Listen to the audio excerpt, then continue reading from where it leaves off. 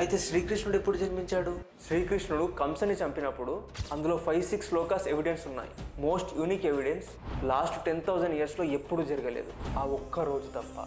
ఏంటది? టోటల్ నక్షత్రాలు 27 నక్షత్రాలు 360 degreesలో ఉన్నప్పుడు స్కైలో మనకు కనిపించేవి 13-14 నక్షత్రాలు కనపడతాయి. కేతునా ధూమకేతస్తి నక్షత్రానాం త్రయోదశ అంటే ధూమకేతు వచ్చినప్పుడు ఆ లైట్ 13 నక్షత్రాలకు స్ప్రెడ్ అయ్యింది. చూస్తే ఆకాశం మొత్తము స్ప్రెడ్ అయినట్టు కనిపిస్తుంది. It's very rare.